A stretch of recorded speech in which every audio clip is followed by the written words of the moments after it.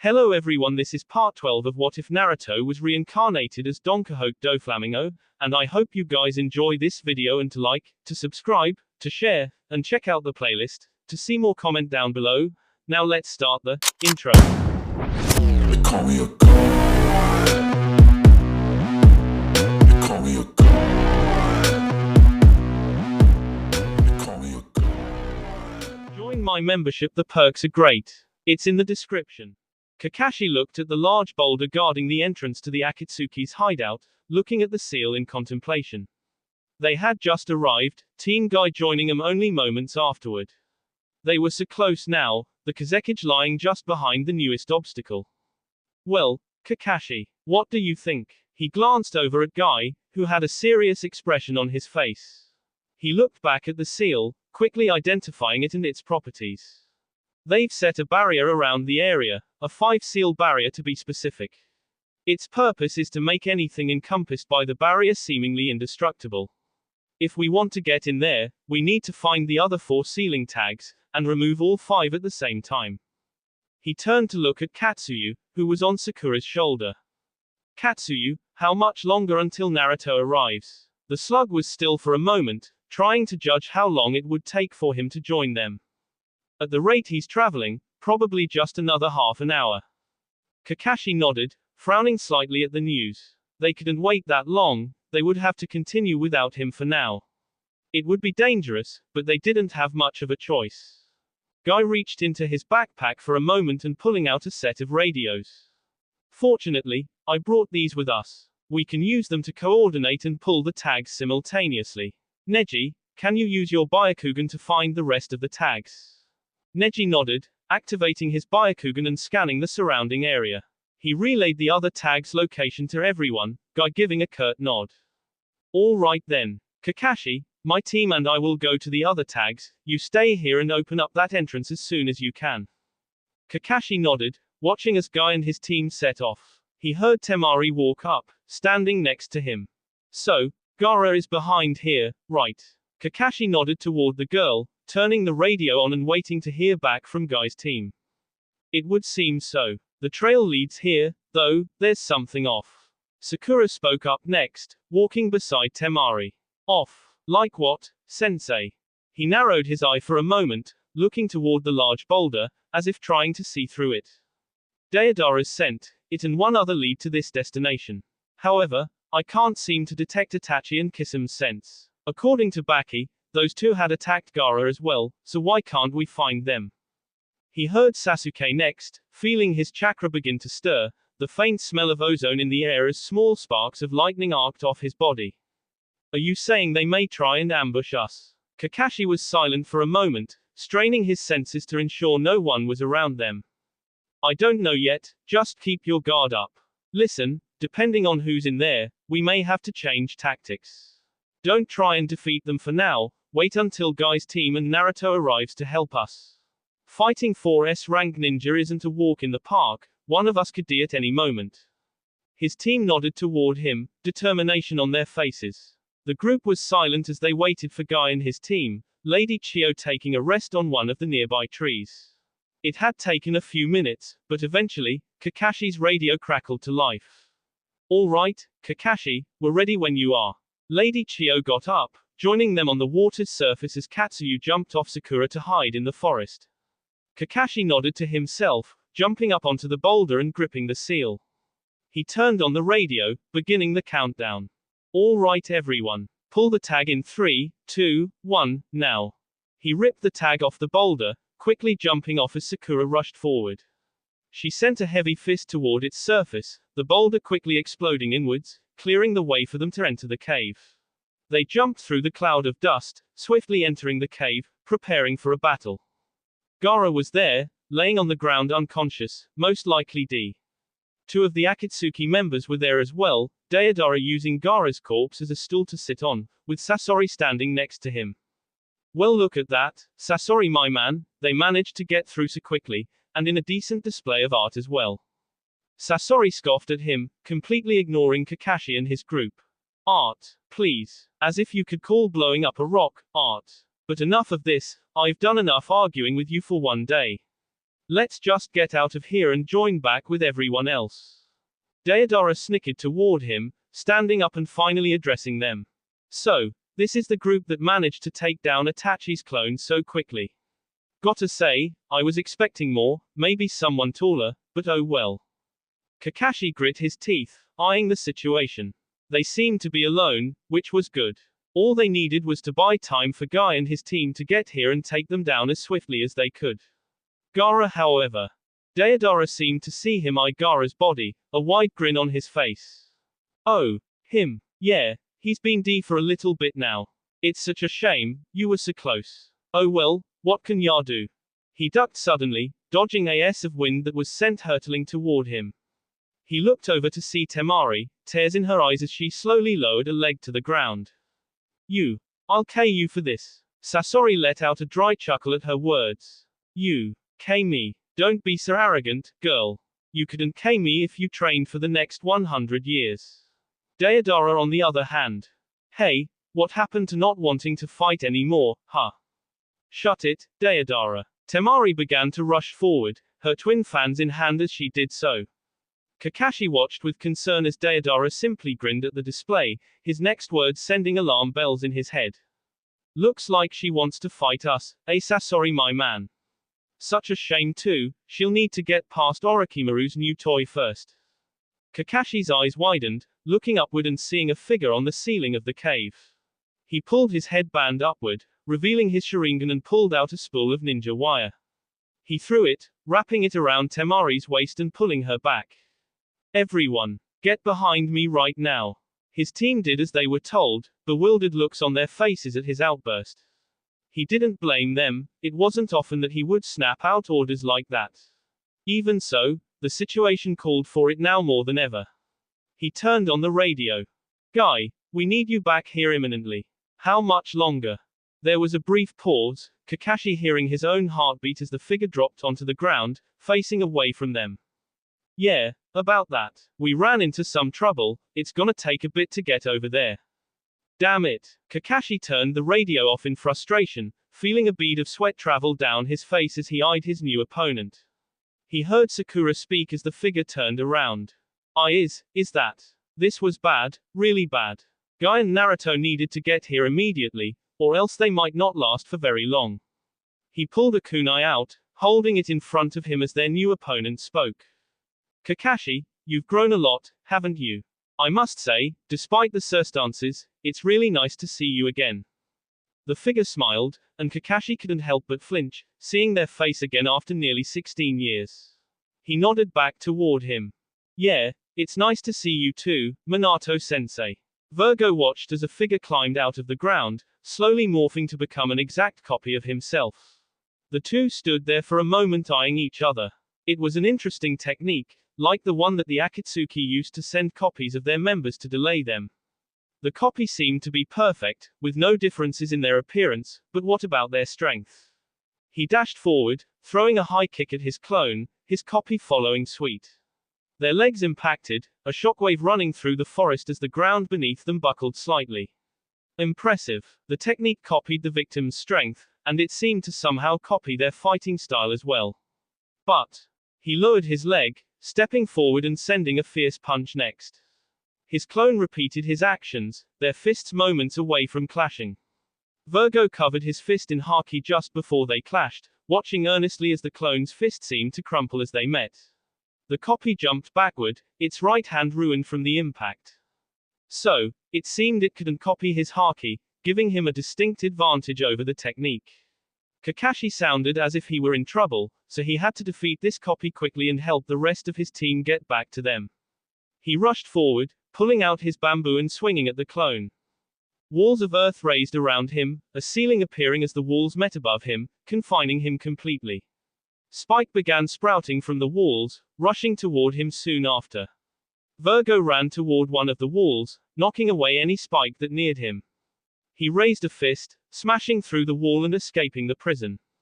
He brought his arms up to block the tree being swung toward him, the clone replacing the bamboo with an uprooted tree. He stopped its momentum, gripping the tree tightly and pulling, dragging the fake closer to him. He lashed out with a punch, the clone bringing his arms to block the attack, reinforcing them with Earth Chakra. The combination of Earth Chakra and Haki was far superior, tearing through the fake's defenses and driving him into the ground. The clone went limp, disappearing soon after, leaving Virgo free to help one of his teammates. He shifted his head side to side, cracking his neck as he turned on the radio. Guy-sensei, I've managed to defeat my clone, who should I help first? There was silence for a moment as he waited for a reply, Guy's voice finally coming back over the radio. Go help Tenten first, she should be closest to you and she needs the most help. He nodded to himself as he turned off the radio. He jumped into the air, kicking off it to gain speed and maintain his allude. It only took a minute to reach her, Virgo staying in the air to look at the situation. The riverside was littered in weapons, the two Tenten locked in battle, a katana in their hands. He eyed them for a moment, quickly figuring out which was the real Tenten. He shifted his body, kicking off the air and rocketing toward the ground, aiming for the fake. He reached it quickly, an arm striking out and clotheslining the fake, driving them into the ground. The impact he made formed a crater, the fake Tenten no longer moving, its neck and head now facing an odd angle. It disappeared as well, Virgo slowly walking out of the crater, meeting a relieved Tenten. Man, am I glad to see you. I was running out of options there for a second. Thanks for that. He nodded toward her, brushing dust and dirt off his trench coat. It's no problem. Let's hurry and get to Neji next, I believe he is closest to us. Tenten nodded, sealing the katana back into the seals on her wrists. Yeah, he should be. You lead the way, Lee. He set off immediately, Tenten following closely behind him. He had to move more slowly now, Tenten not able to keep up with his faster paces. It took them a few minutes to reach Neji. The grassy field was destroyed, craters and destroyed boulders littered the area. The two were facing each other in the standard gentle fist stance. The two turned as soon as they got close, their Byakugan spotting them instantly. Tenten and Virgo rushed to the real Neji's side, the guards up as they prepared to face Neji's clone. So, Neji, how do you want to handle this? Tenten asked, several shuriken appearing in her hands.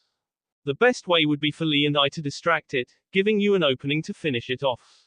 Don't stay close for long, Lee. It can use the gentle fist, and we can't afford to have any of our chakra points closed during this mission. He nodded, waiting for Neji to begin their attack. He didn't wait long, Neji rushing toward his clone, quickly ducking underneath a gentle fist strike. Virgo followed him, sidestepping another strike and grabbing the offending arm. Neji released a breath as the clone disappeared, feeling relieved. Thanks for that, I was afraid I would have to start opening the gates to defeat him. Thankfully it didn't come to that. Yeah, so on to Guy-sensei then. They nodded toward Tenten, taking off to go help their leader. Neji brought up Kakashi's words over the radio. What do you think Kakashi was so worried about earlier? Tenten shook her head. No idea, but whatever it was, it can't be good. Virgo nodded at him, also curious about Kakashi's words. Yes, he seemed quite panicked about something, though that isn't surprising considering who we're up against. We need to return to them as soon as possible, they could be going up against 4 Akatsuki members now. That's true, but I can't shake the feeling that it's something else. The rest of the trip was silent after Neji's words, the group finally reaching a rocky area, spotting Guy and his copy fighting on one of the cliffs. It was an impressive display, 2 masters of martial arts fighting one another. Their attacks were powerful, moving with both skill and grace that many would envy. Virgo looked at the rest of his team, seeing them nod and heading in to join Guy. A plan shouldn't be too necessary in this case. They outnumbered the clone greatly, and it should be easy to take it down. As soon as they arrived, the clone jumped back, the 4 watching as Guy took a moment to catch his breath. Well, it's good to see you all here. They nodded, waiting for someone to make the first move. Neji looked over to Guy, a question on his mind. Guy-sensei, I didn't have the chance to find out with my battle, but, are the copies able to? Guy nodded gravely, getting into a stance. Yeah, they can all right. We only went up to the second, but I have a feeling the clone isn't going to hold back anymore, not with you all here. Tenten had a small look of confusion. Huh, what are you guys talking about? There was an explosion of energy, the group putting their arms in front of their face to block out the heavy wind. The stone around them began to crack and crumble, not able to handle the energy being released. Virgo eyed the clone, seeing its skin begin to change into a fierce red. Guy was quick to explain. The 8 inner gates, these things can open them if the target can as well. Judging by the energy released, it just opened the 5th gate. The clone rocketed off the ground, the cliff shattering beneath them due to its strength. It rushed at him, Virgo jumping off the air to meet it. Doffy rocketed through the air, the wind rushing past his face as he traveled. He looked to Katsuyu, who was holding onto him from his shoulder. How much longer, Katsuyu? She was silent for a moment before speaking. You're almost there, Naruto, just a couple more minutes. He nodded, gritting his teeth. This was taking far too long for his liking, and he could only wish that he could move faster. Still, he couldn't do anything else at this point. He retreated into his mind for a moment, resuming the conversation that he was having with Kurama. So, tell me, what's the deal with Pain's eyes? Why were you so curious about them? The large fox was quiet for a moment, sitting up as it contemplated how to tell its tale. Long ago, there existed a great sage, who wanted to bring peace to the world and end all conflict. To do this, he spread knowledge about an art he called ninshu. It was this man, the sage of the 6 paths, who taught humanity about chakra. Doffy raised an eyebrow at his words, curious about what Kurama meant. And, what does this have to do about Pain's eyes? Kurama huffed for a moment, before continuing. Because, Naruto, the sage held those very same eyes himself. It is known as the Rinnegan, perhaps the most powerful pair of eyes this world will ever know. Doffy shook his head at how strange it all sounded. A pair of eyes having so much power that even Kurama was wary. So, what's so special about them then? Kurama hummed softly for a moment, explaining what he knew about the Rinnegan. Your new enemy is not entirely in the wrong, for thinking himself as a god. Those who possess the Rinnegan and able to wield its power, are said to have control over life and death itself. Tell me, what greater proof is needed to call yourself God? Doffy snorted lightly. Oh yeah, all I could see was that it let him push things around, nothing too special really. Perhaps not, but those eyes are far more powerful than that. They gave the sage unbelievable power. For proof, you simply have to look at us tailed beasts. Doffy narrowed his eyes at that, taking on a tone of seriousness. What do you mean by that, Kurama? The two stared at each other in silence, Doffy waiting for Kurama's explanation. It was the sage that had created us, millennia ago. It was through him that we were given shape and form, through him, were we given life. Naruto, you are facing someone incredibly powerful, someone who might possibly be stronger than even myself. As you are now, I am not sure you can defeat him. The two looked at each other in contemplation, thinking about what to do. So, what are you suggesting we do? The fox took a deep breath, exhaling a moment afterward. Naruto, the truth is we need to work together. You must learn to wield my chakra. Your body has reached its absolute peak. The control of your chakra and elemental manipulation is one of the best in the world at this point. The fact is, you have gotten almost as strong as possible by your own strength. But it may not be enough. Doffy narrowed his eyes at Kurama, frustrated. You know that we've already tried this, Kurama. I barely got to a one-tailed state before starting to lose control. Kurama nodded sagely toward him. Yes, that is true, but that changes nothing. The fact is that you must learn to control my chakra. You have to let go of the hatred inside you. Doffy was silent, not answering, making Kurama sigh. Look, Naruto, I've been a part of you your entire life. I remember sensing your presence inside of your mother, Kushina. I don't know where this hate comes from, I don't know how you can rid yourself of it. But, ever since I've known you, I haven't seen a single thing you haven't been able to accomplish. I used to hate humans with all my being, and yet here I am now, working with one. That's because of you. Kurama, I know you can do this, Naruto. We can do this. I will wait for as long as it takes. Our fate is intertwined, Naruto, ever since the day of your birth. I truly believe that you will be the one to bring this world together, even if you show no desire to do so. Doffy was silent, trying to think of something to say. Why are you saying these things to me? I've never said anything about wanting peace or bringing the world together. So, why is everyone relying on me to do just that? Kurama grinned toward him. Because, Naruto, we. He stopped, his head turning, as if peering out into the distance. The sudden change surprised Doflamingo, who questioned him urgently. What is it, Kurama? The fox looked back toward him, a grave expression on his face. There's a problem, Naruto. Naruto. He snapped out of his trance, awakening to reality. He turned to Katsuyu, who had called his name. What is it, Katsuyu? I've got news from my copy with Sakura. Kakashi and his team have made contact with the Akatsuki. Doflamingo nodded, his heart beating wildly. Good, and Gaara? Katsuyu was silent, hesitant almost. I'm sorry, Naruto. It seems we were too late. By the time Kakashi and his team arrived, Doflamingo stared forward, continuing to make his way to Kakashi and his team. There's something else, Naruto. What is it? He felt Katsuyu flinch at the tone of his voice, continuing after some hesitation. Kakashi and his team ran into Deidara and Sasori, two members of the Akatsuki. They were about to engage, when someone else revealed themselves. Enough, Katsuyu. Just tell me who it is already. She continued, her voice betraying her panic. It's your father, Minato Namikaze.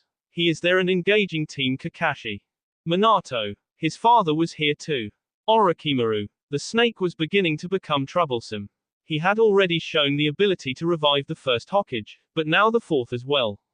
He needed to be dealt with. But that didn't matter right now, he had to focus on fighting a reanimated fourth Hokage. The reanimation technique was truly fearsome, summoning unkillable warriors who possessed limitless amounts of chakra. Only the summoner could stop them, the only other option being to seal the person away. Minato, however, would make this difficult. Doflamingo and his strings were more than able to seal away Minato if he needed to, but Minato was a seal master as well, and he would no doubt recognize his attempts. Combine that with his ability to teleport instantaneously, and infinite stamina. This would be yet another difficult fight. Just down there, Naruto. He looked over, already seeing smoke and debris rise into the air. His haki could sense them, and Doflamingo wasted no time joining the fight. He rushed in, a manic grin on his face, hiding the rage boiling deep inside. Gaara, just you wait. I won't let them get away with this unscathed. He dived down, stopping just before hitting the ground in front of Kakashi, a Rasengan in hand, clashing with his father's. You were right, Jiraiya-sensei, this shinobi world is filled with far too much hate. Minato looked on sadly as he prepared to battle his former student. It saddened him greatly, knowing that even death did not allow some escape from the conflict of this world. He had tried everything he could to escape the reanimation technique, but to no avail. Orochimaru had a very powerful will and chakra to go with it. His attempts to defy his orders had always been unsuccessful.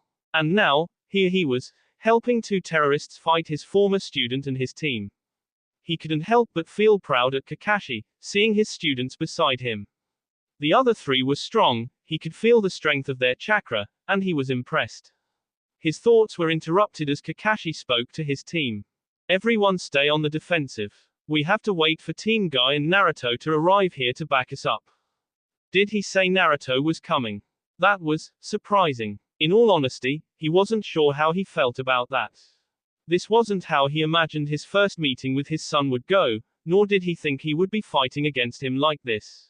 Even still, he couldn't help but be a bit happy about seeing his son all grown up for the first time. He felt his body begin to move, Orochimaru's orders about to begin. He didn't bother fighting it, knowing there was no use. Instead, he warned Kakashi, calling out to him. Kakashi, be careful, I'm starting my attack soon. Kakashi nodded, Deidara speaking up from behind him. Ha ha ha. Isn't this just great, Sasori my man? We get to just sit back and Shut it, Deidara. You know our orders. We're to retreat immediately, while the fourth covers our escape. Ugh, you are such a bore, Sasori. Fine, whatever. Let's get going then. Deidara quickly created a clay bird, the two hopping onto it and preparing to take off. He watched as one of Kakashi's students prepared to attack the bird, lightning being charged into his hand. Minato acted quickly, throwing two of his signature kunai. One was aimed in front of Deidara's bird, now in the air and speeding toward the entrance. The other, at the cavern wall, just beside Kakashi and his team. Minato flashed to the kunai in front of Deidara, his hands a blur as they sped through hand seals. Sealing formula spread into the air, creating a barrier of space-time, just as a bolt of electricity fired from the boy's hand. Guiding thunder. The bolt hit the barrier, being teleported away to the other kunai that he had placed on the cavern wall. Kakashi was paying attention, it seemed, already grabbing his team and jumping backward, out of the cave. The bolt fired out toward him from his kunai, missing him as they left. Deidara and Sasori flew out of the entrance as well, Minato grabbing his kunai out of the air and following him swiftly. They began to fly away, leaving him alone with Team Kakashi. Kakashi, what should we do? The pink-haired girl asked. Kakashi was silent for a moment before answering. Minato-sensei, what orders were you given? He smiled at his student, who seemed to be as clever as ever. My orders were to protect the Akatsuki members as well as the 5th Kazekige's body. It would seem that, if you want to retrieve him, you'll have to deal with me first. If I get overwhelmed, my orders are to begin to retreat, so try your hardest to take me down. Kakashi nodded, looking back to his team. We need to get Gaara's body back and, if possible, pursue Deidara and Sasori. We can't let them get away. The team nodded, and Minato twirled a kunai in his hand. Kakashi, I'm attacking again, watch yourself. Minato rushed toward Kakashi, appearing in front of him at incredible speeds. Minato threw a punch towards the man, Kakashi grabbing the punch and redirecting it expertly. The pink-haired girl attacked next, swinging a powerful punch toward him. Minato sensed the enormous amounts of chakra stored in her fist. She kicked at the air, forming a near-invisible blade of wind. He threw his kunai down toward Sakura, teleporting to it in a flash. She seemed to predict his move, already throwing a punch toward where he would teleport to. He brought up an arm, preparing to block the technique. He didn't see the chakra around her fist change until it was too late. Rather than an explosion of force like he anticipated, her fist speared through him. Kakashi, it would seem I can't mess around anymore. Stay on your guard. Minato quickly pulled out another kunai, the last one he had on him. He threw it, quickly going through hand seals as it approached Kakashi's team. Ninja art, Shuriken Shadow Clone Jutsu. The single kunai quickly multiplied into hundreds, Minato rushing in and grabbing 2 within his hands. The pink-haired girl reacted quickly, forming a wall to block the hail of steel. He called out to his enemy, once again, trying to warn them. Be careful. I marked one of you earlier with my seal, the one with the dark hair. He teleported to the mark he had created, throwing the kunai into the air as a pair of Rasengan spun in his hands. He stilled suddenly, trying to absorb the attack. The pair of Rasengan exploded, the force sending him deep into the forest. Sasuke, Kakashi called out, Minato grabbing his 2 kunai once again. Now I see, that old woman must be Lady Chiyo from the Sand Village. His body ducked under the first sword strike, tapping the puppet gently and placing a seal on it as he hopped away. The other boy, Sasuke, was returning now, so he had to be quick. He rushed forward, landing a mid-air kick onto the puppet and driving it backward. He placed a finger to the ground, a pulse of chakra being sent out into the earth. The pulse came back, revealing Lady Chiyo's location. Lady Chiyo, I need you to retreat. I found your position. He called out into the forest as his body rushed toward her. He found himself in a small clearing, Lady Chiyo surrounded by 9 other white-robed puppets. It was very impressive to say the least, but he knew that he only had to defeat the old woman to defeat the rest of the puppets. The pink one came at him first, throwing a powerful punch toward him. Minato ducked underneath it, placing an explosive tag on its back before rushing forward toward Chiyo. The blue one came next, black cables coming from its head to spear through him. Minato jumped over it, dodging its attack and throwing his kunai directly at Lady Chiyo. One of her puppets, one with purple skin and golden horns, batted the kunai away from her, Minato teleporting to it anyways, now only a few feet away from Lady Chiyo. Minato dashed past the purple puppet, placing another explosive tag as he went. He sent a punch towards the woman, who jumped back to dodge his attack. He threw his kunai toward her, teleporting in front of her with a Rasengan in hand. The purple and pink puppets came to rescue her, the pink one's fingers extending to capture him. He triggered the explosive notes, the two puppets falling apart. He pushed the Rasengan forward, ignoring her other puppets as they closed in on him. She brought up her right arm, revealing it to be made of wood. It opened up, creating a shield of chakra to block his attack. His Rasengan and her shield clashed, her shield swiftly falling apart as his Rasengan tore through it, destroying her fake arm as well. He kicked her away, her puppets falling to the ground as he did. He looked behind him, seeing Sasuke return to the battle, covered in lightning chakra. Minato cloned his kunai, wrapping one of his more powerful explosive notes to it and throwing it into the air. Sasuke charged at him, approaching him with impressive speed and attacking with a flying kick. Lightning arced off his body, making the surrounding trees and bushes burst into flames. Minato made his hand seals, forming his barrier once again, just before Sasuke impacted. Guiding thunder. He teleported Sasuke to the kunai he had throwing above him, quickly setting off the explosive note. He watched with a grimace as Sasuke was thrown off into the distance, disappearing over the tree line, his body smoking. They can't take much more of this, I'm not sure they can take me down right now. The rest of Kakashi's team isn't familiar with my techniques, and they seem tired as well, probably having traveled almost non-stop to get here. He moved through the forest, approaching Kakashi and his other pink-haired student. It seemed that the blonde girl had grouped up with them as well. He walked toward them slowly, speaking while he had the time.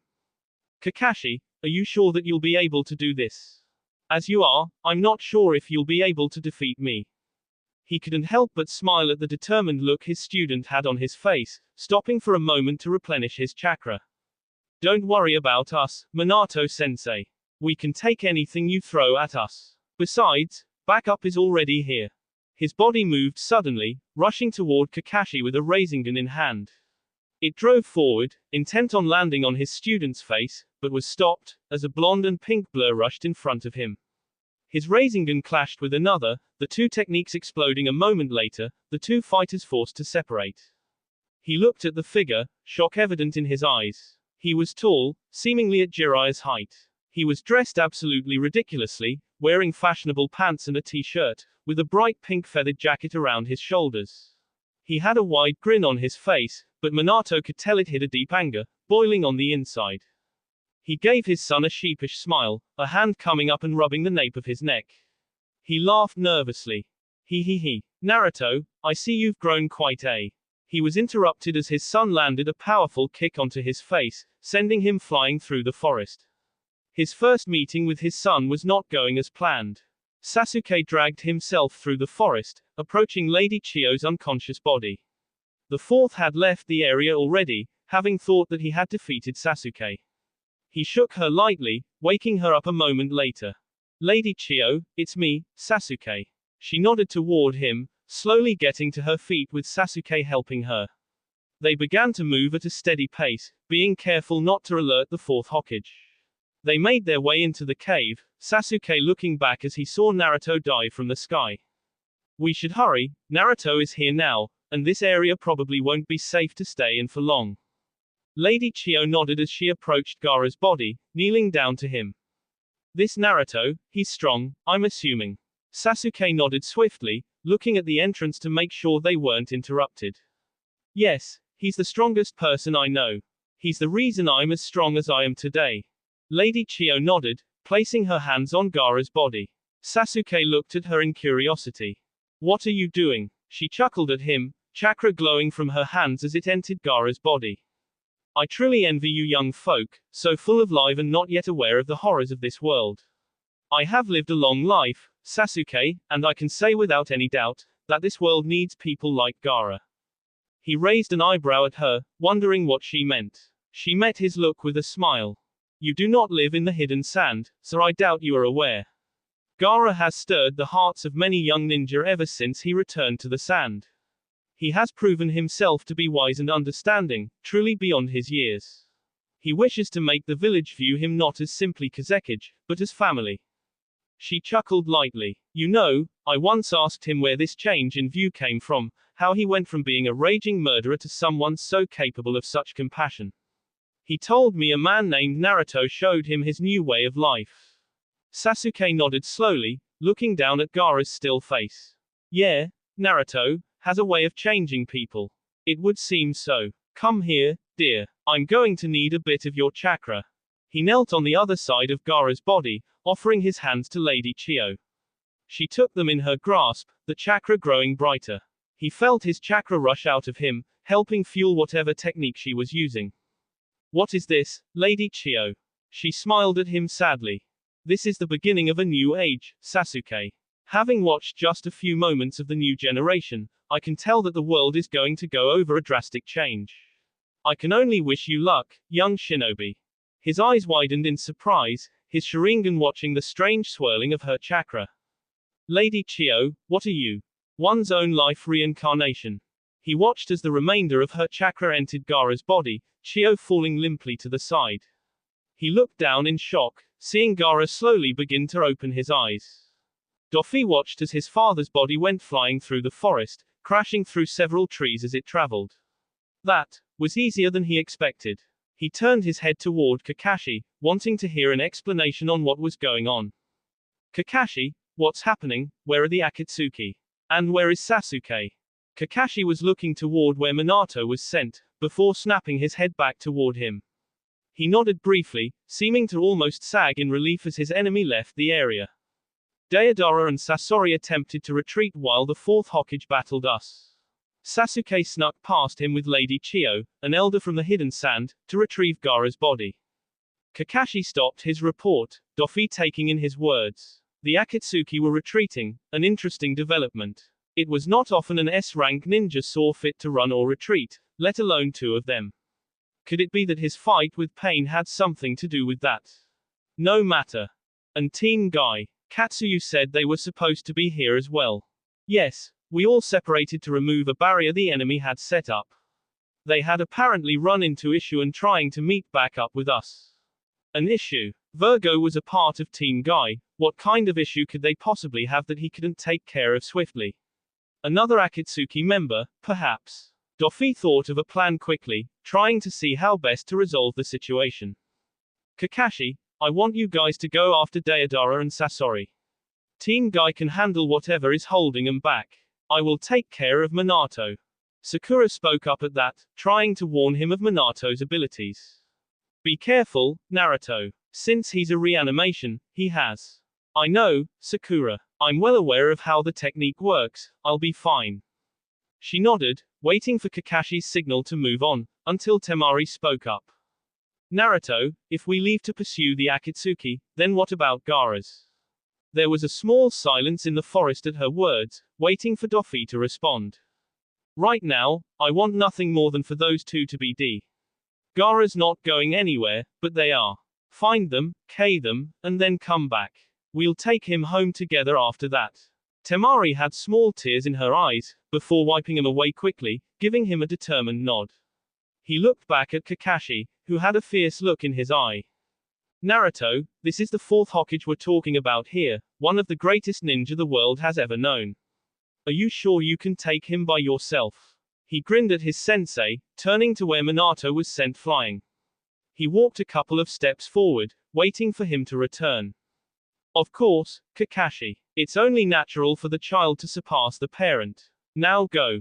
They were about to jump off, when Sakura suddenly remembered something. Wait, Naruto, during the fight, the fourth marked Sasuke with his flying thunder god seal. If he comes with us, then he'll be able to teleport to us in an instant. He frowned slightly, thinking about what he knew about the technique. He and Jiraiya had studied the technique quite a bit during their training but were unable to figure out how it worked.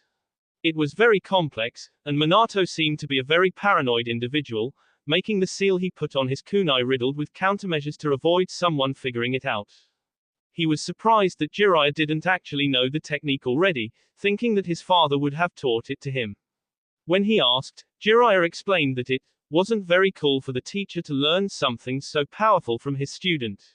The fool. He already learned the Rasengan, so why not this one as well?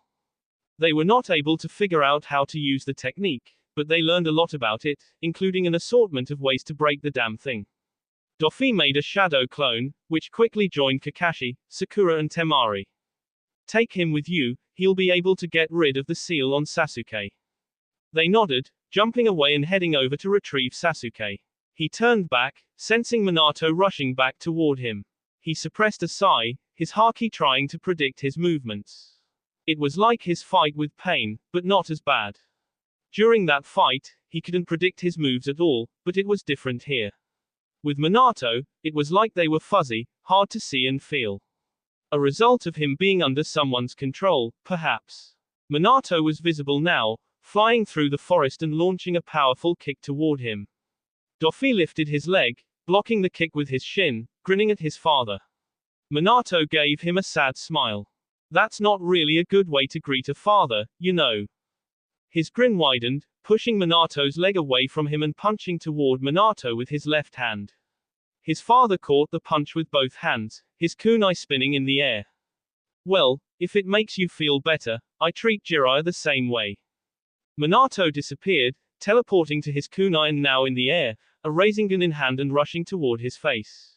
Doffy quickly destroyed the seal that Minato placed on his hand, using his strings to pull him out of the way and swiping his hand, sending several strings at his father. Minato teleported just before the strings hit him, appearing on the other side of them to dodge them easily. Doffy watched with interest, finally seeing the technique that the entire ninja world praised. So, it not only lets him teleport his position, but he can even instantly change his orientation, and teleport in a small area around the kunai. Minato threw the blade toward him, a mistake in Doffy's eyes. He grabbed the kunai out of midair, quickly destroying the seal on it, watching in amusement as his father stumbled slightly, not teleporting like he had expected. Minato smiled. Well, growing up with Jiraiya probably wasn't easy, but it's nice to see that he at least taught you a few things, and not spending all his time peeping on women. He frowned at his father's words, figuring them out a moment later. Minato thought that, he thought Jiraiya would take him in, that he wouldn't be growing up alone. It made sense, he supposed. From Jiraiya's words, Minato seemed to be a son to him, and the feeling probably went the other way as well, with Jiraiya feeling like a father to Minato. Yes, he's a fool, but a knowledgeable one. Doffy felt something inside him crack as Minato laughed, slowly pulling out a regular kunai. Minato charged at him, swiping a wind-enhanced kunai toward him.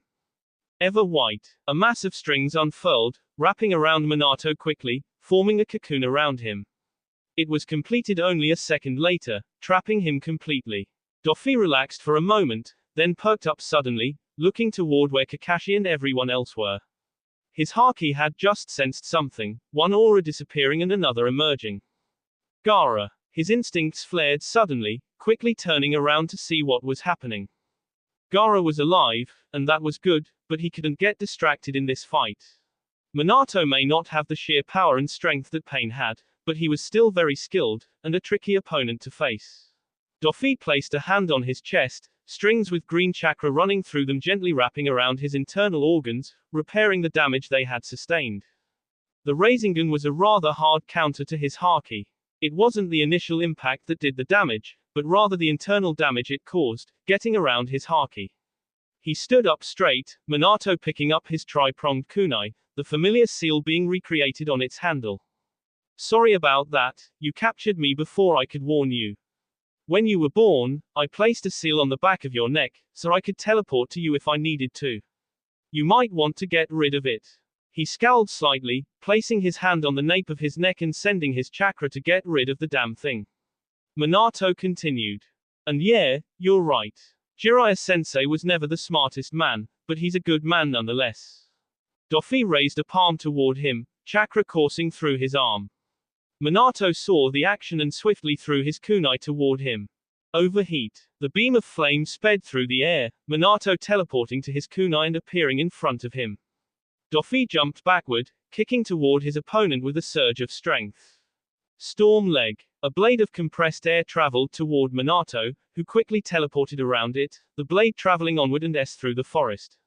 He saw Minato make several hand signs, a flicker of lightning appearing a second later.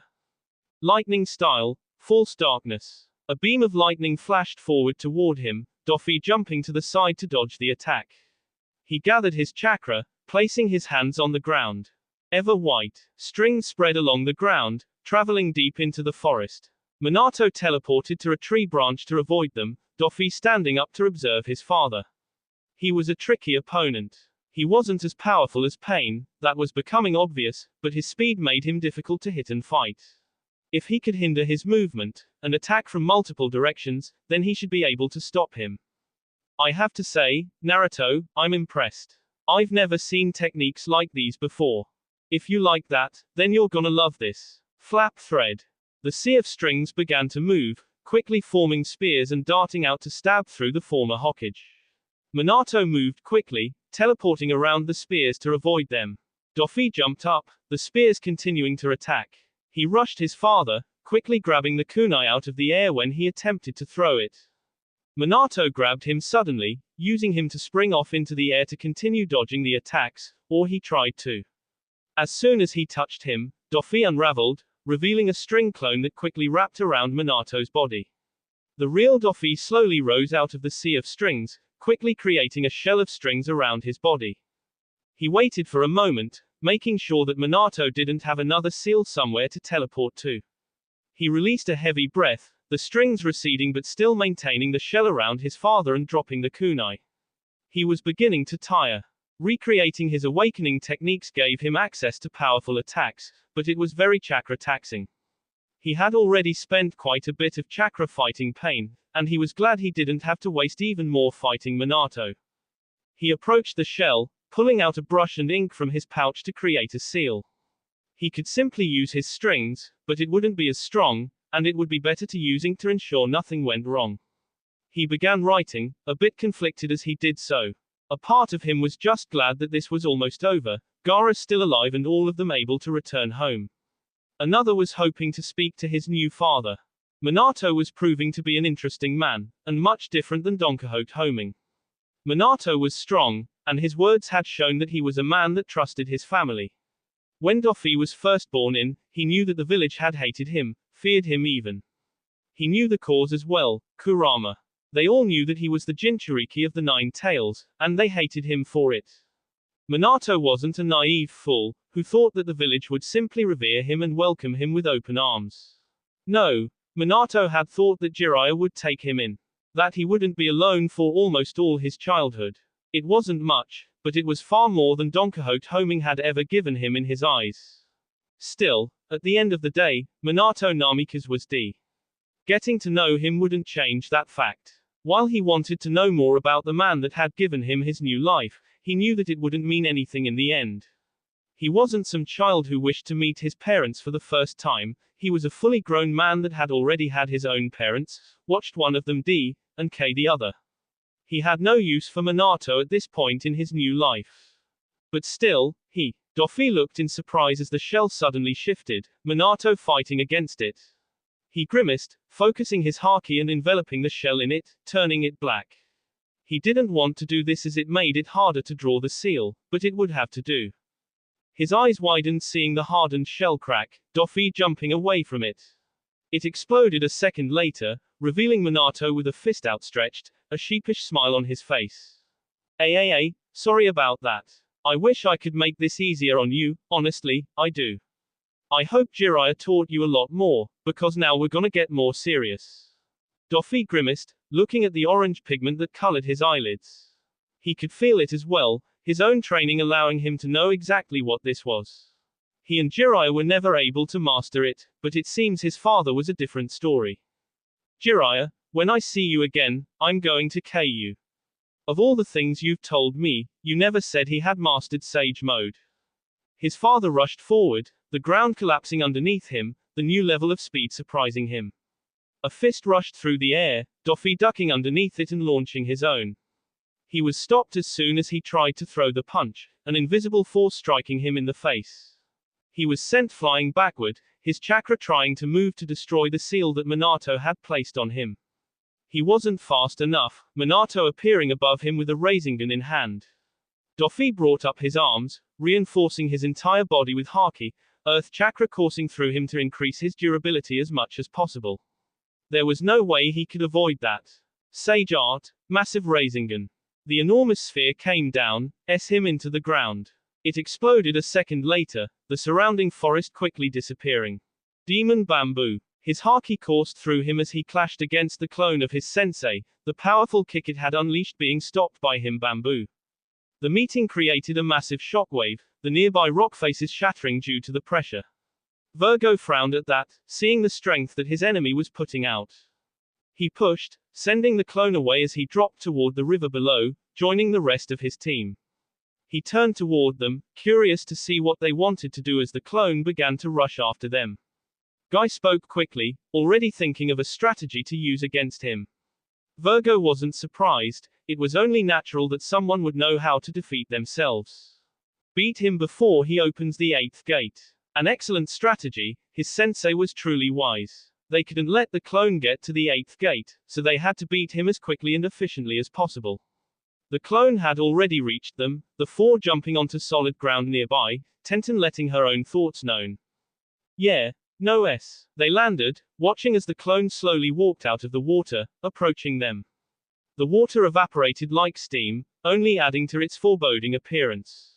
They took up a stance, Neji wanting to further expand on their plan.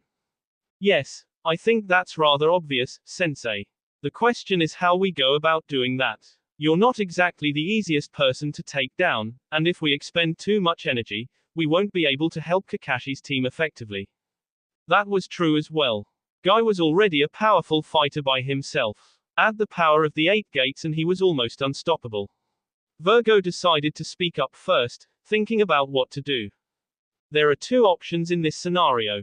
We can do as Guy says, and defeat the clone as quickly as possible, expending as much energy and chakra as needed to do so. Tenten nodded, watching nervously as the clone approached. Why yeah, and the other? The other is we simply draw out the 8th gate and try and survive. Neither of those are good ideas, Lee. Neji and Guy hummed in thought, ignoring the clone as he kept approaching. What do you think, Guy-sensei, what should we do?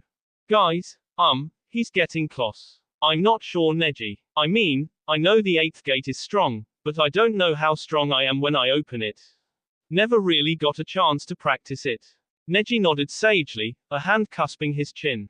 That's true, but with how strong the 7th gate is, the 8th is no doubt at least as strong as that. Okay?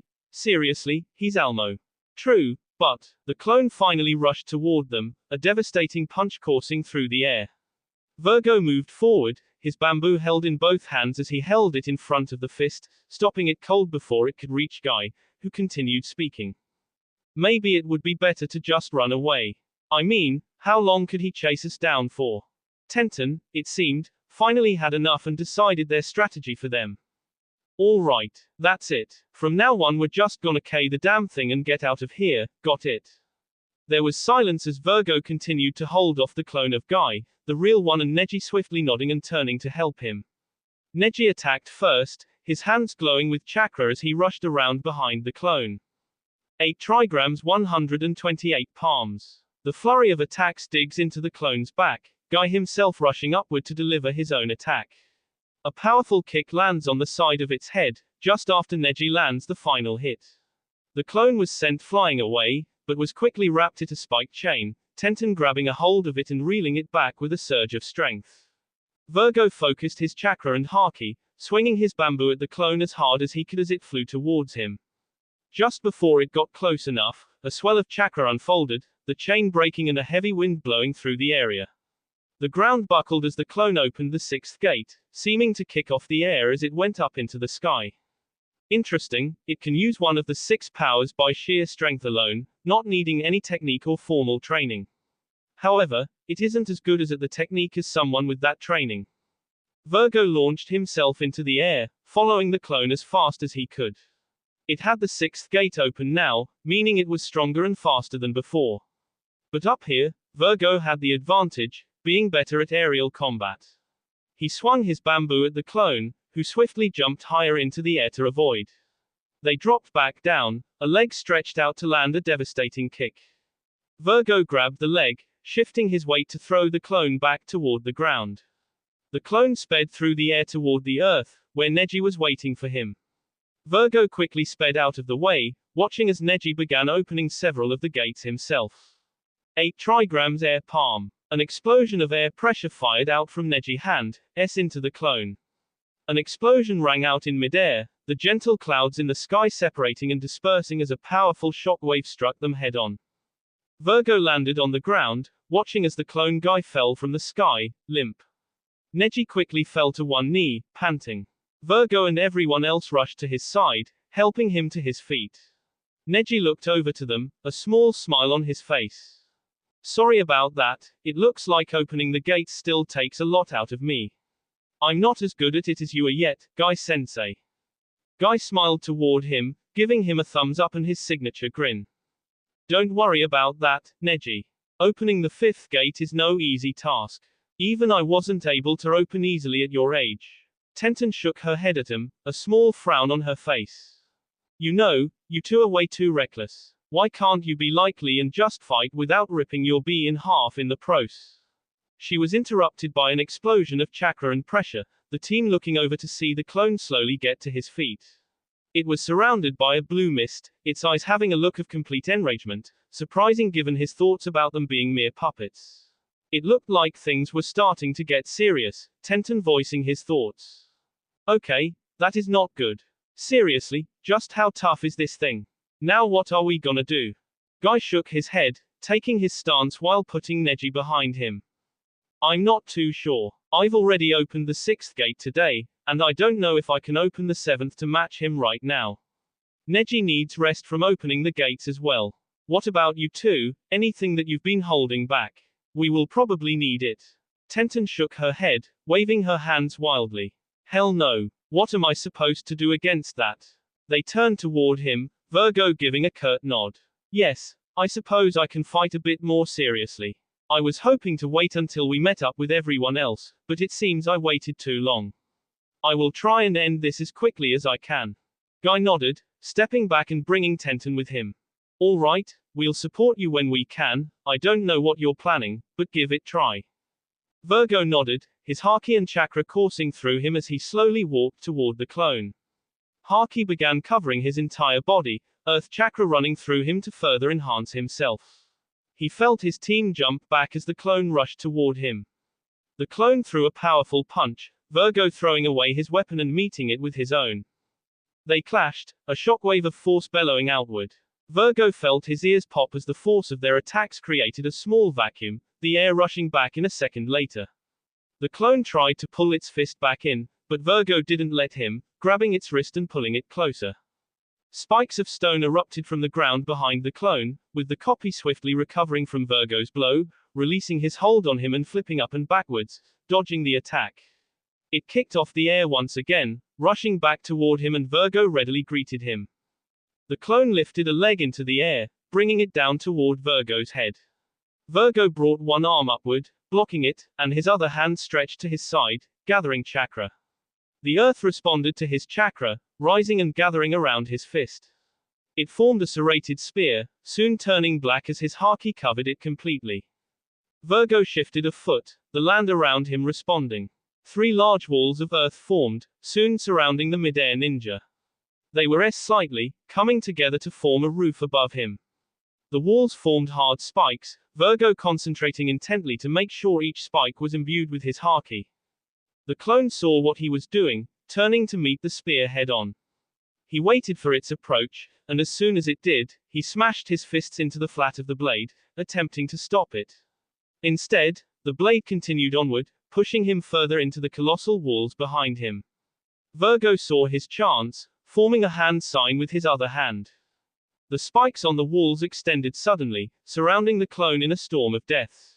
Before they could impact, the clone leaned to the side, rolling around the blade of his spear and dashing straight toward him. Virgo dropped the spear, the spikes from the walls continuing to chase its prey. He watched as the clone put his palms together in front of him, the real Guy seeming to cry out in alarm far behind him. That's Lee. Get out of there. Now. The blue mist surrounding the clone seemed to thicken, Virgo's spears getting closer to his enemy. The clone thrust his hands forward, his momentum stopping quickly and going backward slightly. A wave of pressure quickly formed, rocketing towards him. It was large, fast and, if the strong breeze rushing past him was any indication, very powerful. The clone's voice cried out, surprising him, since he hadn't heard it speak before. The name of the technique echoed across the landscape. Daytime tiger. Gaara slowly began to open his eyes, his body feeling rather sore and difficult to move. He was on the floor, on his back more specifically, and was looking up to the roof of a large cave, a pair of red eyes looking back toward him. He spoke, his voice hoarse and dry, coming out as more of a whisper than anything else. Sasuke. What's going on? Where are we? The raven-haired boy smiled lightly toward him, placing a hand underneath him to help him sit up. It was a bit painful, his body protesting at the mere thought of moving. It was strange, never had he felt like this before. Even his fight with Naruto didn't leave his body like this. Just what had happened to him? Welcome back to the land of living, Gaara. His eyes widened at Sasuke's words, memories flooding back into him. The village, the Akatsuki, Deidara and Sasori along with Itachi and Kisame as well. It seemed that he was defeated and had been captured by them. If so, what happened next? Had Sasuke managed to rescue him? He looked over to his left, seeing the corpse of one of the elders, Lady Chiyo. Now he understood. He had been dying, and it seemed that Lady Chiyo used the last of her chakra to heal him. Another life lost because of him. He had a realization, a stunning conclusion that made dread well up inside him. The voice, Shukaku's voice, it was gone. It was almost always there, ranting on and on about something or other, though usually about wanting him to start killing everyone around him. For the first time, Shukaku's voice was absent from his mind, no longer invading his thoughts, no longer trying to twist him into becoming a monster. It was strange, to say the least. Shukaku had been the cause of so much grief in his life. The death of so many close to him, and the cause for his insanity before he had met Naruto. Still, a part of him missed the psychotic being, the world seeming a bit too quiet without its ramblings. But he couldn't worry about that right now. Sasuke seemed injured, tired as well, and he knew it would take a lot to injure someone trained by Naruto himself. He slowly began to rise to his feet, Sasuke helping him all the while. Sasuke, what is going on? Where are the Akatsuki? Sasuke gave him a fierce and determined look, snapping Gaara to attention. He felt his heart rate rise as he realized they may still be in danger. He spotted his gourd laying on the cavern ground a bit further away, calling for it and making it slowly float toward him. Your village sent an urgent message to us asking for aid, telling us you had been kidnapped. Sakura, Temari, Kakashi and I were sent out to get more information and track you down.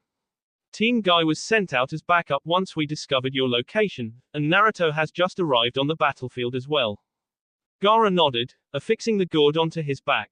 He couldn't help but feel relief flood through him, knowing that he had so many strong fighters at his back.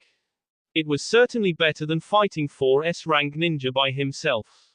And who are we fighting right now? He couldn't assume that there weren't more or less of the Akatsuki members that he had fought. He had assumed that there was only one in his first bout with them, and he had paid the price for that, ending up having to face 4 instead. He didn't know what to expect this time, and he hoped that Sasuke could shed some light on the situation. That's a bit complicated. He looked toward him questionably, wondering what he meant. Sasuke sighed, continuing his explanation. Team Guy is currently fighting an unknown enemy and haven't been able to meet up with us yet. When we arrived here, only Sasori and Deidara were here, Itachi and Kisame were nowhere to be found. He nodded toward him, feeling his chakra begin to slowly course through him. And Sasori and Deidara, who is fighting them currently?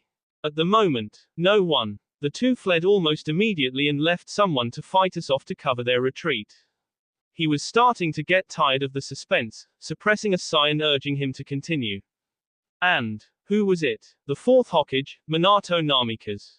The fourth Hokage. That was dangerous. But how exactly was he here anyway, and why was he fighting against them? Sasuke seemed to know his confused look, explaining quickly. Orochimaru brought him back with a forbidden technique and has seemed to have joined the Akatsuki. The fourth is being controlled by him, and his body is virtually indestructible and has almost unlimited amounts of chakra. He's a difficult opponent. Luckily, Naruto has arrived and is probably fighting him right now. He nodded, turning his head as he heard several people enter the cave. He smiled seeing familiar faces enter his vision. Temari sprinted over first, quickly enveloping him in a hug that almost knocked him over. He awkwardly and hesitantly patted her on the back, unsure what to do in this situation.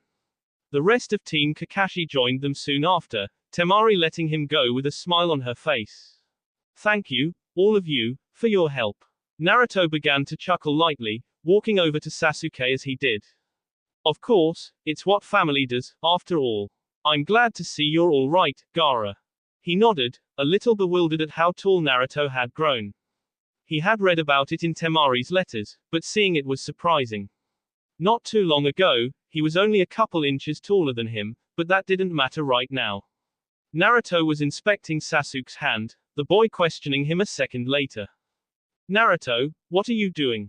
He gently tapped a part of Sasuke's hand, letting it go and stepping back. Minato placed one of his flying thunder god seals on you, I was just removing it. Sasuke nodded toward him, Gaara asking about the next move. So, what now, Naruto? He was silent for a moment before speaking, a serious expression on his face and his voice stern as he spoke.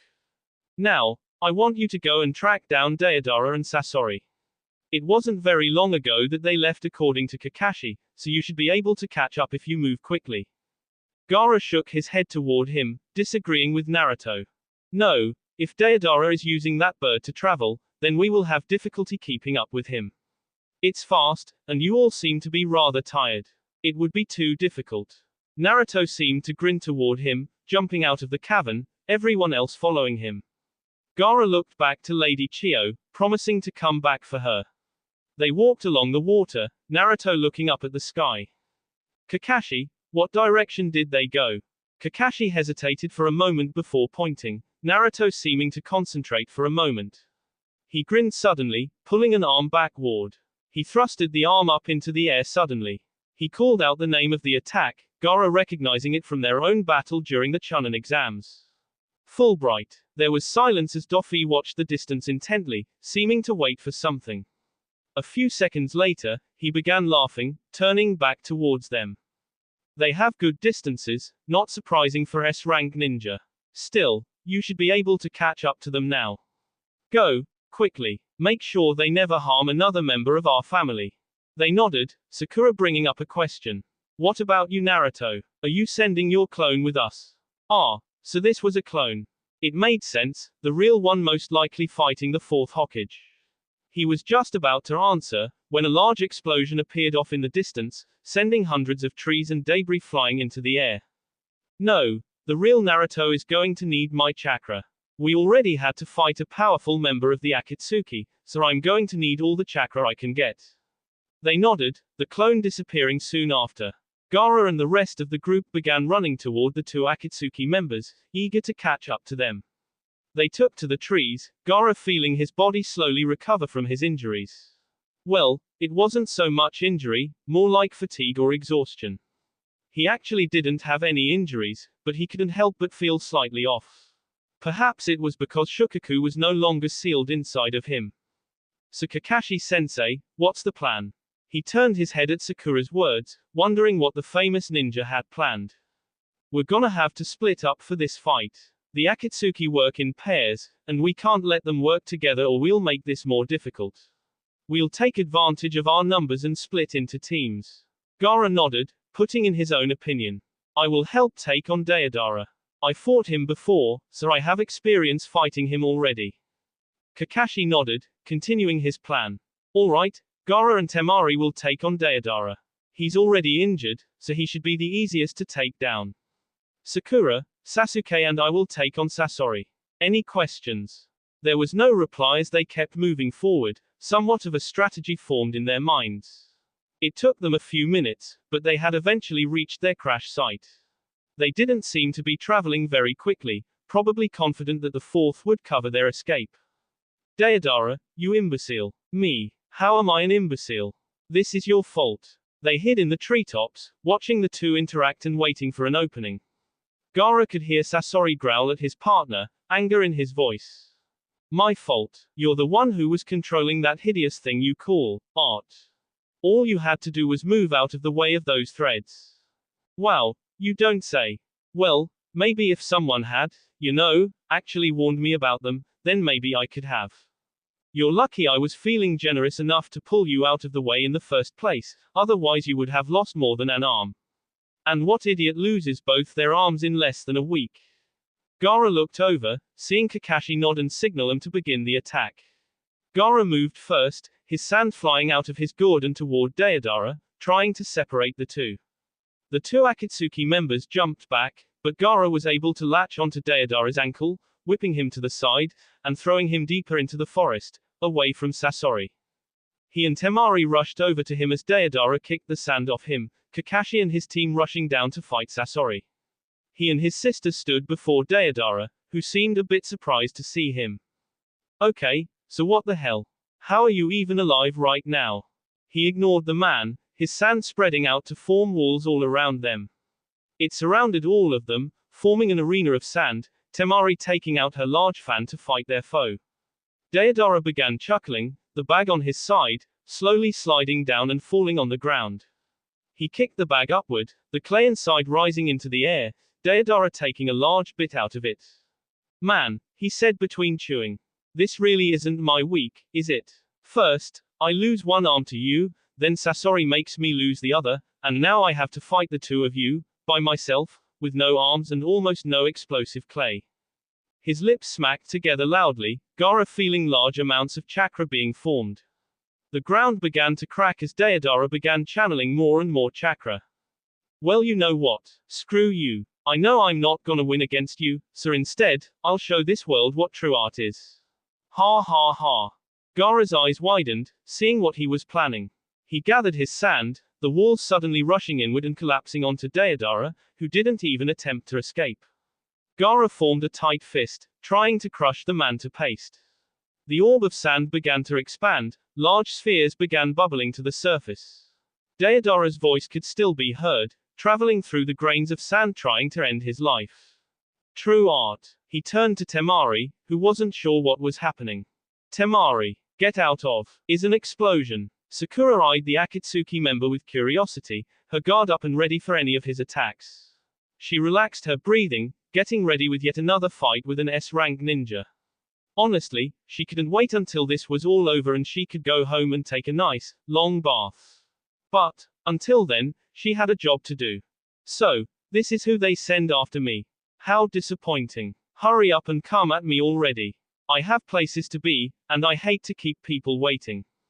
They hesitated, analyzing their opponent carefully. From what she knew, Sasori of the Red Sands was supposed to be a puppet user. The only problem was, where was the puppet? She eyed the tree line around her, trying to spot any discrepancies that may clue her into a trap, but she found nothing. Was he just going to fight them head on? Well, get on with it. You're starting to annoy me. How many times do I have to tell people I don't like to be kept waiting? A tick mark appeared over Sakura's head, starting to get tired of the man's complaints. She rushed forward after him, throwing a kunai ahead of her as she did. Before it could land, a long, metallic limb came from behind Sasori, knocking the kunai out of the air. It was some kind of tail, with a pointed tip visibly dripping with poison.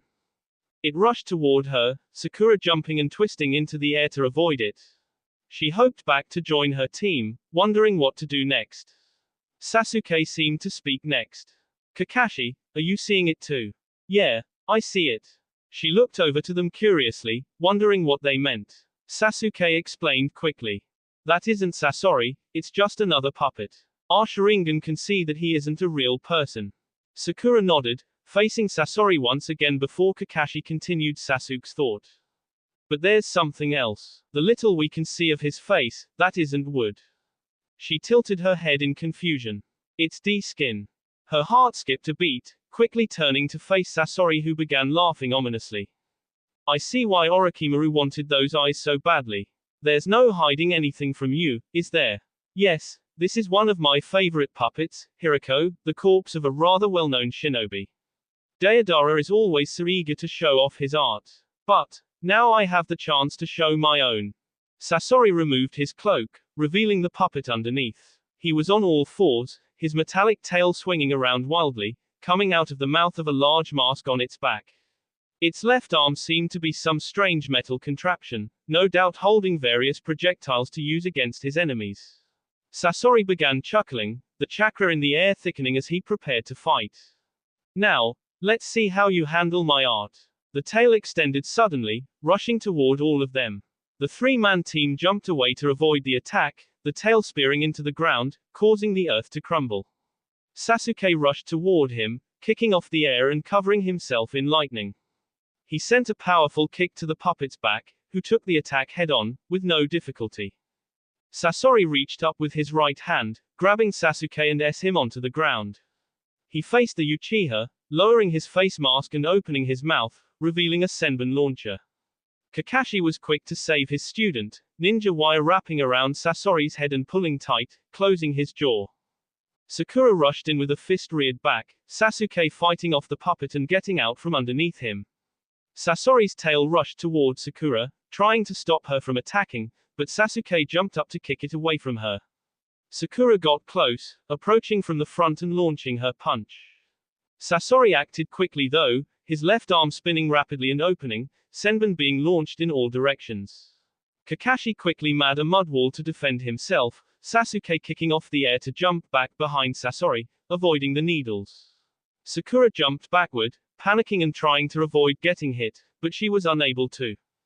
The needles dug deep into her skin, puncturing her legs and arms as she covered her face and curled up as small as possible. The needles stopped, Sakura opening her eyes and watching Sasori as she began to pull the needles out. Well, that's one down at least. My poison is one of the most powerful in the world, as well as being the hardest to cure. Your only hope of curing it, would be to take it to that Hokage of yours as soon as possible. If you leave now, you just might end up living. Kakashi and Sasuke joined back up with her, looking toward her with concern. She simply smirked, pulling the needles out of her. Sorry, but that isn't going to happen. And you'll have to try harder than using a bit of poison if you want to beat me. How are you doing that, girl? She ignored him, rushing toward him with intent. She wouldn't let anything stop her this time. Kakashi and Sasuke followed, Sasuke encouraging her. Sakura, you're our best bet for breaking his puppet. We'll cover you, just keep going. She nodded, watching as the tail came back again to stab toward her. Sasuke jumped up and kicked it toward Kakashi, who wove several hand seals, water appearing from seemingly nowhere. Water style, water prison jutsu. The sphere of water locked the tail in place, the puppet opening its mouth and firing a barrage of Senbon. Sasuke counted it, lightning crackling in his hand. Chidori Senbon. The two types of needles clashed, Sasuke pushing Sasori's further back and giving Sakura the time she needed to get in close. A figure jumped out from its remains, standing before them in Akatsuki robes. He was much different than Hirako, skinnier and not as intimidating. He had bright red hair, and clear, almost perfect skin. In fact, he seemed to be just that, perfect. A form without a single flaw, eerily creating the image of perfection. He spoke, and his voice was soft, almost alluring, a stark contrast to the gruff and harsh voice that Hirako seemed to have. My, how impressive. I didn't expect you to defeat Hirako, nor that you would find a counter to my poison like that. An explosion rang off from not too far away, the location that Gaara and Temari were fighting Deidara. Sasori looked over at it, Team Kakashi forming up to continue their fight. She didn't look toward the explosion, knowing that Gaara and Temari would be just fine. And it seems that Deidara has gone off as well. I was hoping we could buy more time, but this should be more than enough. Ha, what is he? Sakura, Sasuke, we need to go. Sasuke nodded, confusing Sakura once again. She turned around and began running with them, looking back to eye Sasori curiously. She questioned Kakashi's orders, who responded urgently. That isn't Sasori, and it isn't a puppet either. She kept running, looking back and watching as Sasori's body began to quickly expand. It's made of clay. There was a bright light, Sakura quickly forming a wall between her and the clone, hoping it was enough to protect her and her team from the explosion. The tiger-shaped attack rushed toward him, Virgo quickly rushing toward the attack himself. It was truly an impressive attack, and would be difficult to defeat, but he was more than up for the challenge. He stopped the attack heading toward the clone's back, needing the energy to fight off this next move. He brought back a leg, kicking forward with all his strength. How disappointing. Here I was, ready for a real fight, and this is all I receive. Are you watching? Can you see just how pointless this puppet of yours truly is? He watched curiously as the clone stared at him with intent. He continued. Naruto took longer to get here than I anticipated. I wonder, are you the one that held my king back? It finally spoke, but the voice was not Guy's. King. Is that what he is to you, a king? He looked down at the clone, its wrists buckling and bending backwards. Virgo changed his grip, grabbing its forearms instead. You are in no position to ask questions. Now, who are you? The clone looked onward with a stoic face, its forearms soon being ground to dust. I have already told your king who I am, but I suppose telling you would not change anything. I am Pain. Virgo kicked the clone to the ground, placing a foot onto its chest, pushing downward as the remains of its arms turned to stone. Pain. A foolish name. You do not deserve the name until you face me in life. To think you would be so arrogant to fight Naruto. You're as foolish as your namesake, hiding behind your puppets. He felt the clone's chest buckle as his foot sank in deeper, the possessed clone giving out its final words. It would seem Naruto and his associates are quite strong. But do not forget, Rock Lee, one day I will teach you what pain truly is. He hopped out of the crater, walking back to his team through the cloud of dust and debris. Guy rushed over to him, clasping his hands on his shoulders in worry. Lee, are you okay? There were tears streaming down in his face, Neji and Tenten running up to join them. He peeled Guy's hands off his shoulders, trying to calm his sensei. I am fine, Guy. We should get moving though, Team Kakashi might need our help. The tears stopped, explosions ringing off in the distance. They looked toward them for a moment, before looking back toward each other. Guy turned on his radio, trying to reach Kakashi and his team. Kakashi, it's Guy, come in. They waited for a few seconds but were met with silence. Neji gave his opinion, trying to decide their next move. If Kakashi is where those explosions sounded off, they might be out of range of the radios. We should go and check it out. They nodded, jumping to go and check out the situation. Virgo shifted his eyes slightly, seeing Guy give him a strange look. The green-clad man looked away a moment later, continuing to join Kakashi. Doffy jumped out of the crater, his body smoking, a small crack in one of the lenses of his sunglasses. He was not happy. The attack that Minato had used hurt. He landed on the ground, erasing the seal Minato created on his face from before. His father stood there for a moment, a slightly shocked look on his face. Wow, I'm surprised you took that so well. I mean I'm happy about it, don't get me wrong.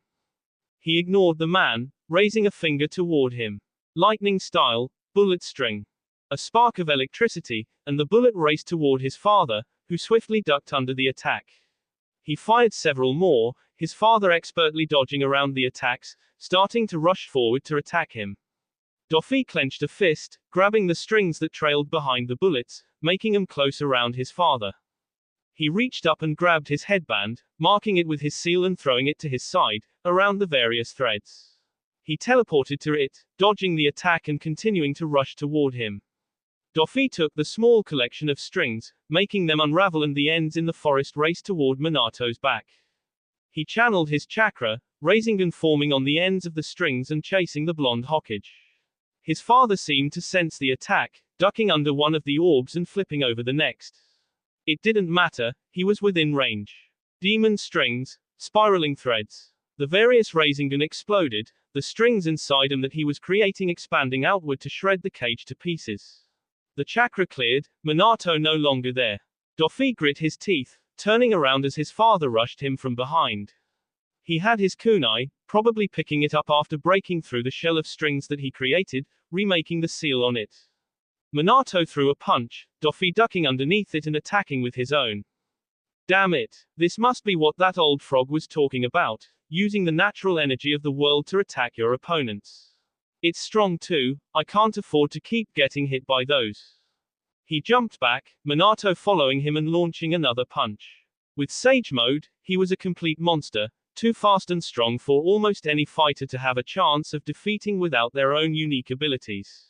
He had his Haki, but Minato's Undeath seemed to be messing with his observation Haki, and his armament Haki was being matched with the perks of Sage Mode.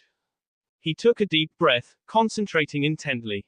He needed to calm down and focus. His chakra fell for a moment, before slowly intensifying as Minato began to rush toward him. Doffy narrowed his eyes, waiting for Minato's next move. He was moving quickly, the damaged ground beneath him being displaced by his movement.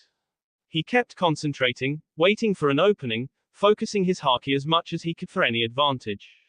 Minato threw his kunai toward him, Doffy watching as if it were moving in slow motion. Minato would teleport to his kunai, forming two Rasengan in his hands. Minato would push them forward, kicking his kunai to the other side of Doffy and teleporting again to catch him off guard. The world snapped back into focus, stunning Doffy for a moment. What was? Minato teleported to his kunai, appearing in front of him with two Rasengan in his hands. Doffy watched with a sense of deja vu, turning to his left as his kunai began flying to his side. Minato teleported again, trying to catch him off guard. Doffy saw it coming, his hands reaching up and grasping Minato's wrists, stopping him cold. He covered Minato's wrists in strings, kicking him backward and grabbing his kunai out of the air. Minato was sent flying backward, Doffy grabbing the strings he attacked to his wrists to pull him back toward him with one hand. The other was raised in the air, quickly forming a Raisin Shuriken, throwing it at the airborne blonde. Wind style, Raisin Shuriken. Minato grabbed his headband once again, throwing it to the side of him and opening his hands. Guiding lightning. A seal appeared in the air, his Raisin Shuriken being absorbed by it and reappearing near Minato's headband, heading for Doffy instead. He heard the crackling of lightning, Minato sending electricity down through his strings to him. He dropped the strings, both fighters jumping away as the Raisin Shuriken exploded outward, further scarring the land. They ran at each other once again, Doffy throwing his strings into the air to rain down onto Minato. Fulbright. Minato began dodging the rain of strings, Doffy forming a shadow clone. The two began weaving signs, casting their techniques less than a second later. Fire style, Dragon Flame Jutsu. Wind style, Great Breakthrough. The two techniques fused together, forming an unstoppable inferno that raced toward Minato. The clone dispersed, Doffy needing the chakra as he prepared his next technique. He raised his hand to either side of him, acting quickly as the flames continued to burn. Break white. Two large sheets of white string erupted from the ground, wrapping around the area Minato was, quickly coiling around him and tightening, recreating a much larger shell of strings. You don't know how happy I am, Naruto. Being here in front of you, seeing how strong you've become, seeing the man you've become. I can't express how happy that makes me. But. Doffy didn't speak, didn't reply, waiting for Minato to continue. But you don't know how sad I am either, knowing that I didn't have a hand in any of it.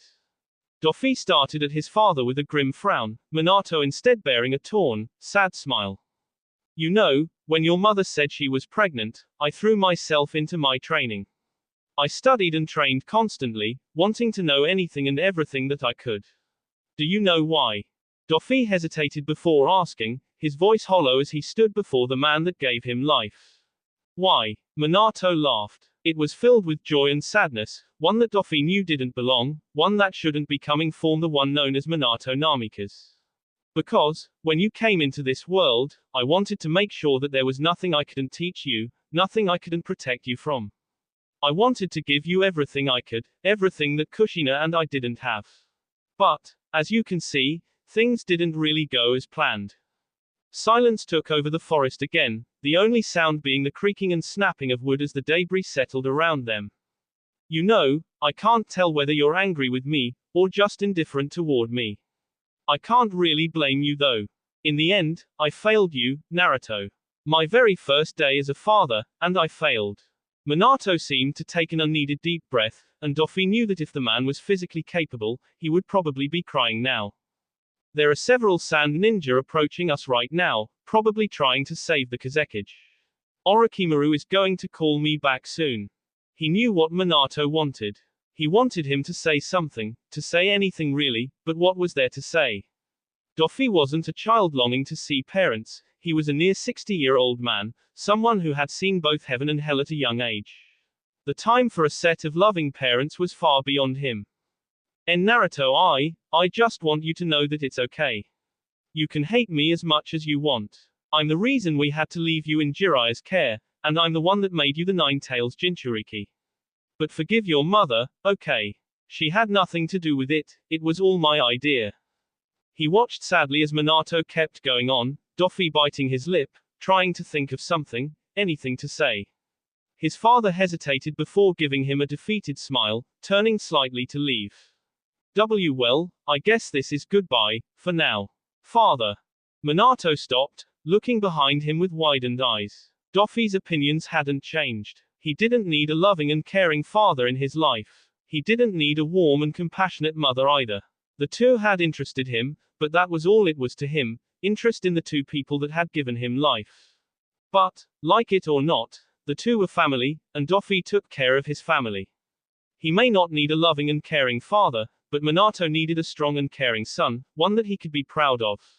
He may not need a warm and compassionate mother, but Kushina needed a kind and caring son she could happy for. He gave Minato the sincerest smile he could muster, idly hoping that it would be enough. He didn't know how to do this, he was never exactly a model child in either of his lives, but right now, he could try his damnedest to be just that. He always made sure to give his family what they needed. I'm glad I got to meet you, father. He watched as a smile spread across his father's face, disappearing a moment later. He heard footsteps as troops from the hidden sand began to arrive, one of the Jonin with the face mask across the side of his face asking him what had happened. He didn't answer, forming a throne with his strings and taking a seat, his mouth set in a firm line. He leaned back in the chair, thinking about what had to be done. Orochimaru, the next time I see you, you're D. He looked down his nose as Team Guy approached, helping carry Team Kakashi back with them. Gaara and Temari seemed to be in good shape, but Kakashi, Sakura and Sasuke were a bit worse for wear. The important thing was that they were all alive. The Sand Shinobi began to cheer at the sight of their cage, soon rushing to surround the redhead.